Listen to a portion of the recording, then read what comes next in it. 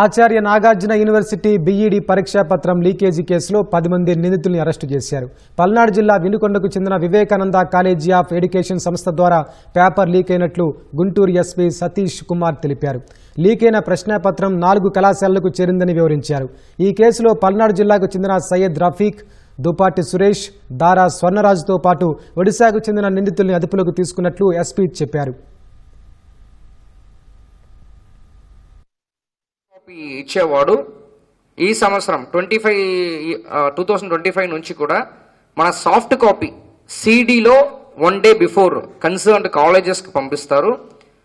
దానికి password 40 minutes ముందు, exam జరగబోతున్న 40 మినిట్స్ ముందు పాస్వర్డ్ కన్సర్న్డ్ కరస్పాండెన్స్కి పంపిస్తారు. వాళ్ళు ఇమీడియట్గా దాన్ని వాళ్ళకి అసిస్టెంట్ రాజు అని చెప్పి ఉన్నారు, ఆ వ్యక్తి క్వశ్చన్ పేపర్ని అంటే ఆ సాఫ్ట్ కాపీని వాళ్ళ మొబైల్కి పంపించారు. ఒరిస్సా ఏజెంట్స్ ఉంటారు, ఏజెన్సీకి పంపించారు. ఏజెంట్స్ వాళ్ళు ఒక వాట్సాప్ గ్రూప్లో దాన్ని షేర్ చేయడం జరిగింది. అంటే దీని వెనక ఏంటంటే ఒరిస్సా దాదాపు 6,000 బిఎడ్ సీట్స్ పర్ ఇయర్ ఉంటాయి, కానీ అక్కడ డిమాండ్ ఎక్కువ కాబట్టి మనం ఇటువైపు మన ఆంధ్రాలో కూడా ఈ బిఎడ్ ఎగ్జామ్స్ అనేది యూనివర్సిటీస్లో రాస్తుంటారు. సో ఇక్కడ కూడా around 6,000 seats only Acharya Nagarjuna యూనివర్సిటీలో మాత్రమే 6,000 సీట్స్ ఉంది. దీన్ని ఈ సీట్స్ కాన క్యాండిడేట్స్ మనం ఒరిస్సా నుంచి ఇక్కడ వస్తారు.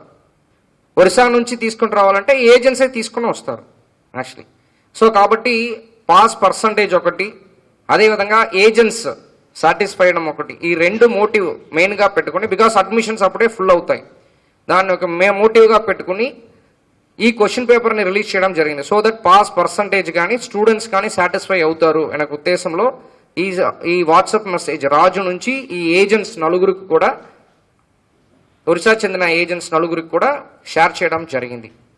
సో దాంట్లో ఒక వాట్సాప్ గ్రూప్ బీమ్యాట్ను ఒక వాట్సాప్ గ్రూప్లో వాళ్ళు షేర్ చేశారు. దాంట్లో ఒరిస్సా స్టూడెంట్స్ ఉంటారు, దాంట్లో షేర్ చేయడం జరిగింది. ఏజెంట్స్ ప్లస్ దీంట్లో మొబైల్ నంబర్ ఎవరి ద్వారా వీళ్ళు షేర్ చేయించారో వాళ్ళు అందరినీ కలిపి 10 మందిని మనం అరెస్ట్ చేయడం జరిగింది.